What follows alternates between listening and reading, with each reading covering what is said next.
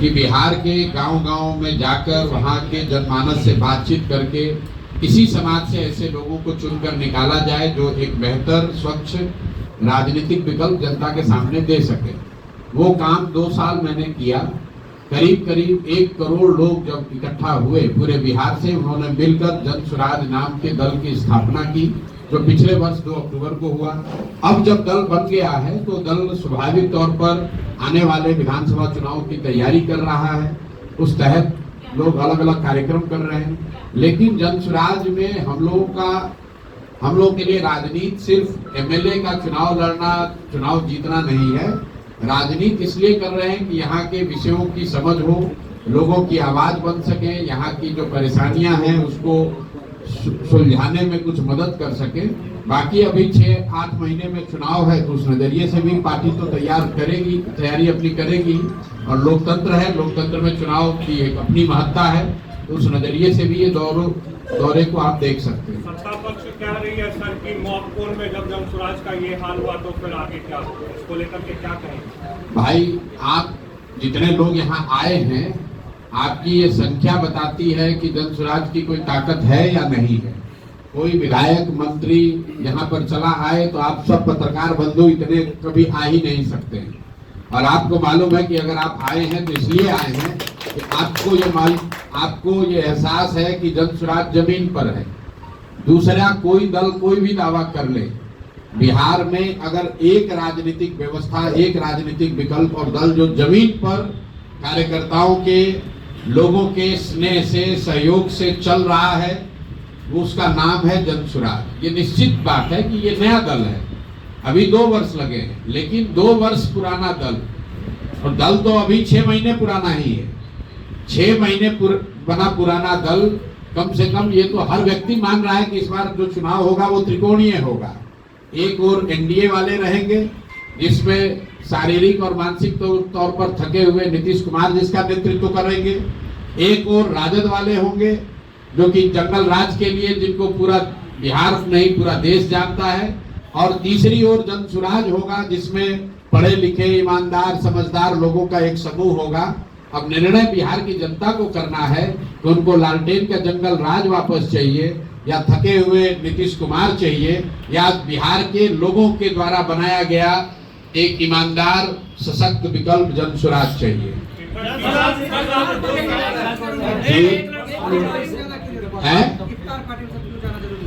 इफ्तार party में जाना इसलिए जरूरी है कि यहाँ पर अभी रमजान का महीना है, और जैसे नवरात्रि का व्रत है वैसे रमजान में भी मुस्लिम साथियों का व्रत है। और मैं यहाँ आया हूँ, और यही नहीं जा रहा हूँ, रोज जाता हूँ। हर दिन मैं जब कार्यक्रम में जाता हूँ, इफ्तार का समय होता है, उनके लिए ये मुबारक मौका है, इसलिए हमें भी उसमें जाना चाहिए।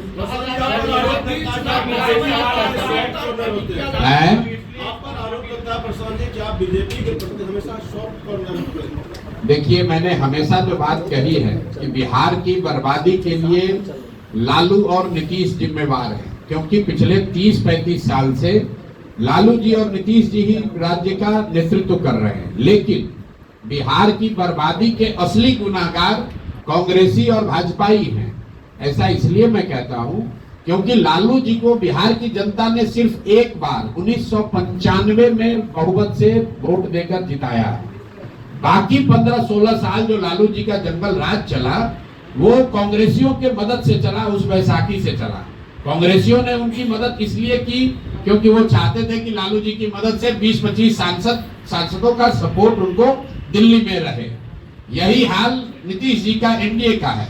नीतीश जी को बिहार की जनता ने सिर्फ एक बार, इसको भी ध्यान रखिए आप लोग, सिर्फ 2010 के चुनाव में नीतीश जी के पार्टी को 117 विधायक मिले थे। उसके बाद नीतीश जी को कभी बहुमत बिहार की जनता ने नहीं दिया। फिर भी 18-19 साल से नीतीश कुमार मुख्यमंत्री हैं, वो भाजपा के बैसाखी पर हैं। भाजपा उनकी मदद क्यों कर रही है? भाई, जो भाजपा दूसरे राज्यों में दूसरे दलों को तोड़कर खरीद फरोख्त करके सरकार बनाती है, वो बिहार में थके हुए नीतीश कुमार को क्यों मुख्यमंत्री बना के रखी है? इसलिए कि उनको दिल्ली में 10-20 सांसदों का लालच है।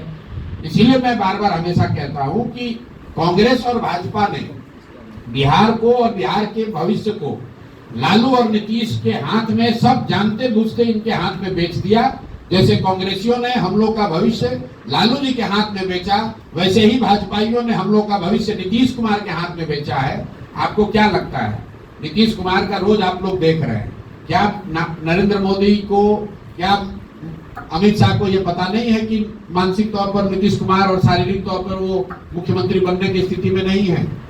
फिर इतने बड़े राज्य की 13 करोड़ लोगों की जिस पर जिम्मेवारी है, उस पर आपने नीतीश कुमार को थोपा हुआ है। क्यों थोपा हुआ है? नीतीश कुमार को जैसे शिखंडी की तरह सामने खड़ा करके पीछे से राजनीति कर रहे हैं। अगर भाजपा में दम है तो अपना मुख्यमंत्री बनाओ और लड़ो चुनाव सामने से। इनमें तो दम है नहीं। सामने से नीतीश कुमार का चेहरा लगा रखा है। वो आदमी ना शारीरिक तौर पर सक्षम है, ना मानसिक तौर पर स्वस्थ है, और उनको सामने रखकर और ये भी नहीं बता रहे हैं कि अगला मुख्यमंत्री नीतीश कुमार ही होगा। ये सिर्फ बिहार की जनता के साथ धोखा कर रहे हैं भाजपा वाले। सामने नीतीश कुमार को रखा है। अगर गलती से कहीं चुनाव जीत गए तो सबसे पहले नीतीश कुमार को हटाकर कोई भाजपा के आदमी को ये लोग बनाएंगे, जो काम इन लोगों ने महाराष्ट्र में किया है। तो भाजपा का तो यहाँ कोई ना नेता है ना नेतृत्व है, इसलिए भाजपा की बात कम होती है। ये लोग पिछलग्गू दल बनकर पीछे से, भोजपुरी में हम लोग कहते हैं निहुरल आइल चोर। तो ये वो लोग हैं जो छुप कर आकर बिहार की सत्ता को कब्जा करना चाहते हैं, क्योंकि 2015 में इन्होंने सामने से कोशिश की थी और औंधे मुंह गिरे थे।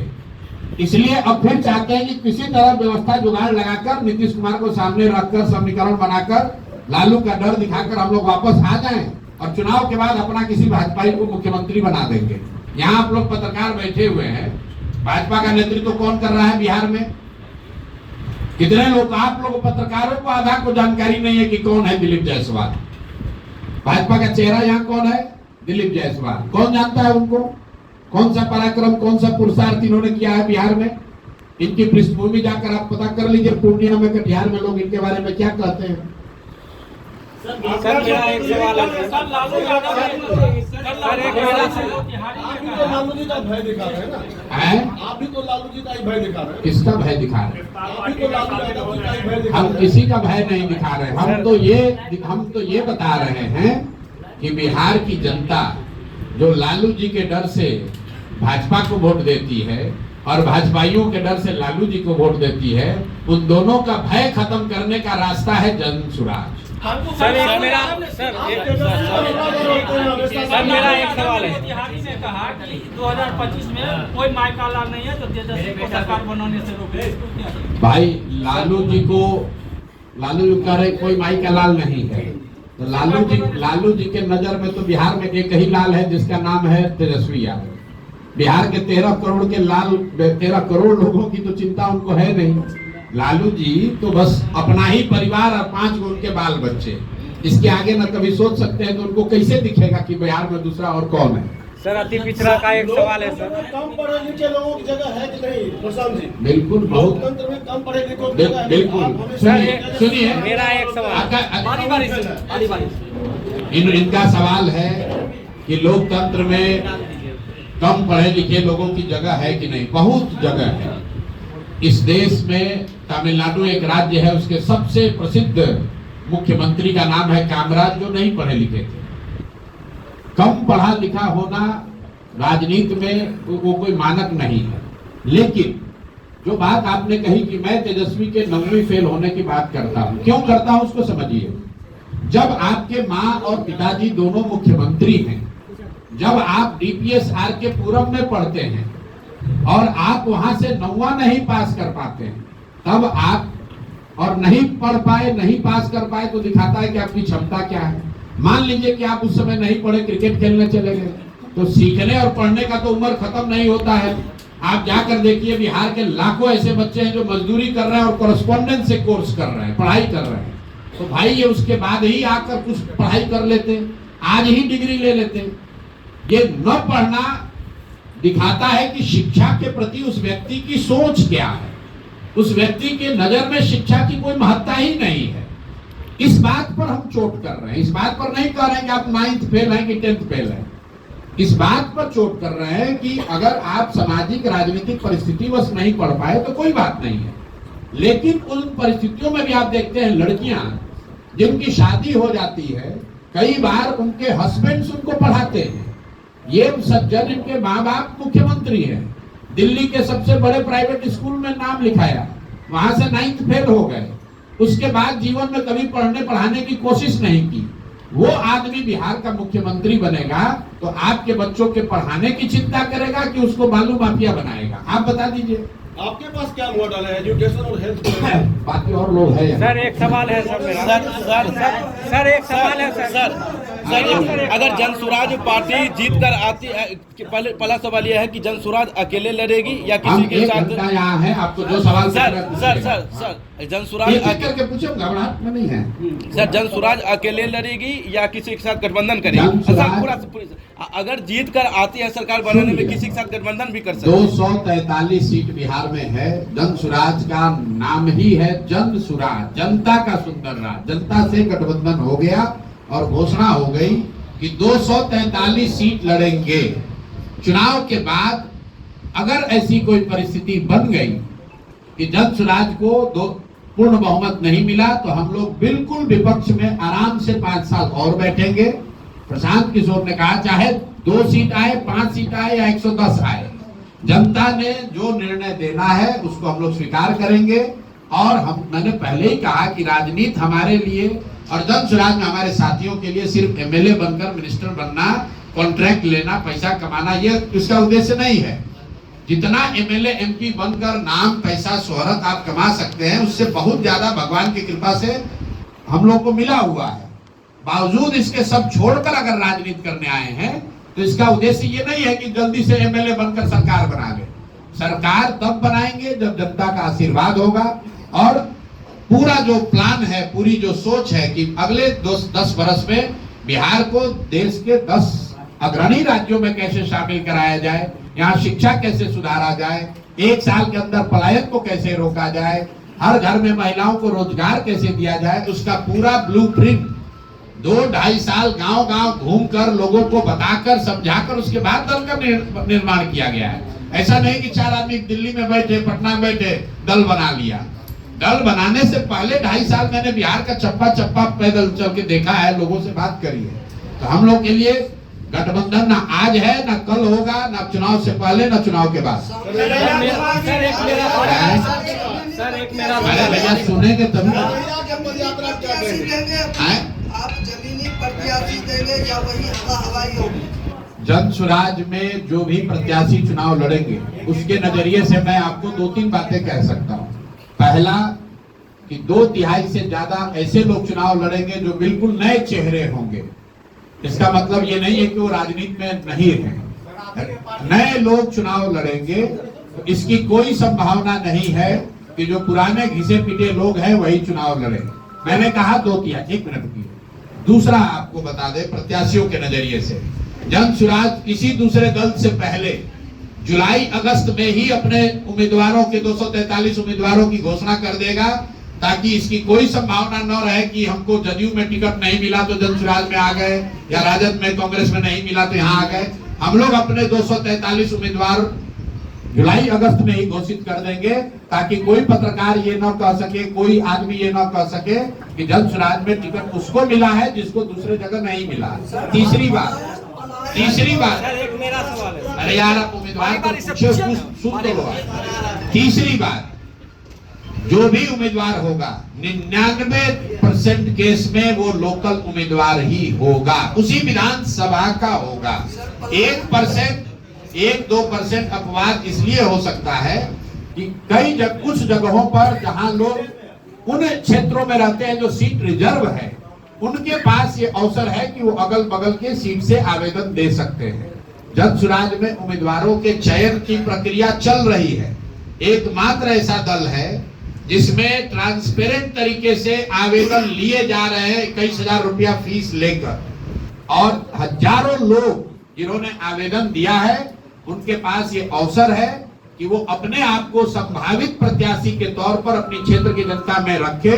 अगले 4-5 महीने वो अपने क्षेत्र में प्रचार प्रसार करें, ताकि वहां के लोगों से, जनसुराज से जुड़े हुए साथियों से और जनता के बीच में सर्वे करके ये पता किया जा सके कि जितने संभावित उम्मीदवार जनसुराज के हैं जो प्रयास कर रहे हैं उनमें सबसे काबिल बेहतर व्यक्ति कौन है, उसी को जनता का उम्मीदवार, जनसुराज का उम्मीदवार बनाया जाएगा। मेरा सवाल है रोजगार का आपने मुद्दा उठाया जी। आपको किया राजद जो अभी यात्रा चल रही कांग्रेस यात्रा, आपने तो मिसाइल के पीछे छोड़ दिया। बिल्कुल नहीं छोड़ा। देखिए मिसाइल चाह रही उसके लिए आपकी लड़ाई। देखिए डोमिसाइल के लिए सबसे पहले आमरण अनशन पर यही प्रशांत किशोर बैठे थे। वो जाकर पांचों मुद्दा देख लीजिए। यहाँ के बेरोजगारों को बेरोजगारी भत्ता जिसका वादा 2015 में नीतीश जी के 7 निश्चय का पहला निश्चय के तौर पर किया गया था, ये इसके लिए आमरण अनशन पर हम लोग बैठे थे। डोमिसाइल नीति लागू हो उसके लिए हम लोगों ने अनशन करा था। बीपीएससी अभ्यर्थियों का मामला पेपर लीक का जो था उसके लिए आमरण अनशन पर बैठे थे। आपने कहा कि डोमिसाइल नीति पर कोई कांग्रेस या तेजस्वी जी कुछ बोल रहे हैं। जरा आप लोग पत्रकार हैं, बताइए कि जो शिक्षकों की नियुक्ति हुई जिस पर सरकार और ये नेता अपना पीठ थपथपा रहे हैं, उस समय उप मुख्यमंत्री कौन था? उस समय उप मुख्यमंत्री यही तेजस्वी यादव थे, वही कांग्रेस वाले सरकार में थे।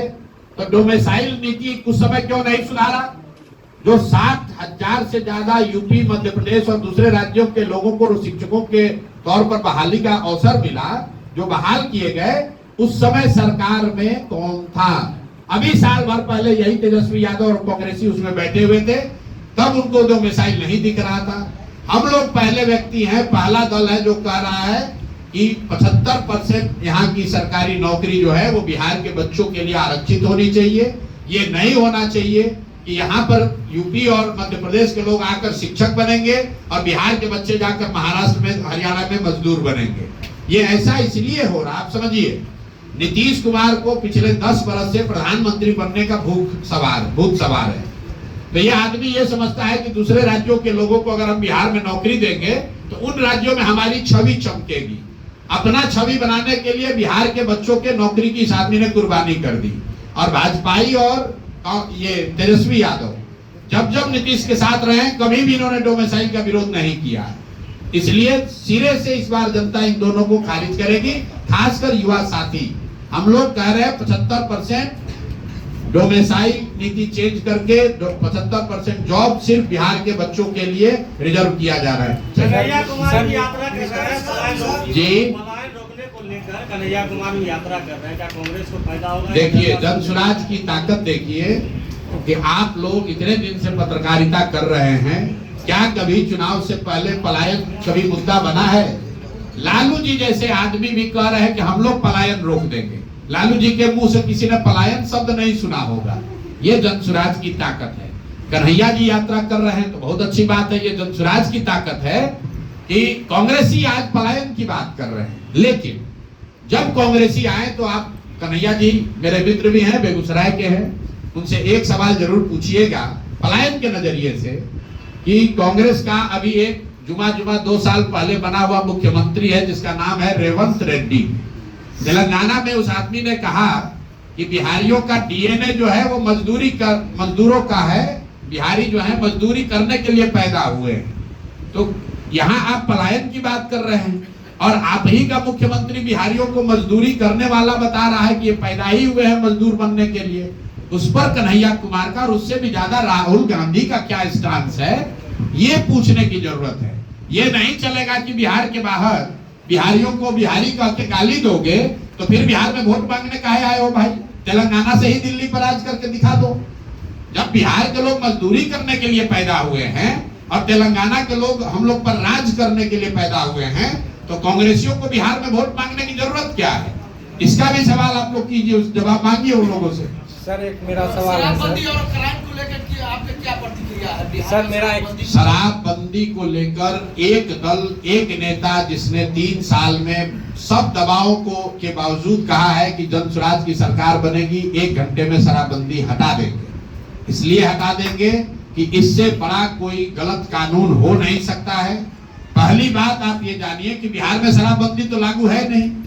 शराबबंदी का कानून बनाया गया है जिसमें दुकान बंद कर दिया गया है और होम डिलीवरी चालू कर दी गई है। बिहार की गरीब जनता का 15 से 20 हजार करोड़ का नुकसान हो रहा है और ये पैसा कहां जा रहा है? ये पैसा जा रहा है नेताओं के पास, भ्रष्ट अधिकारियों के पास, शराब माफिया के पास।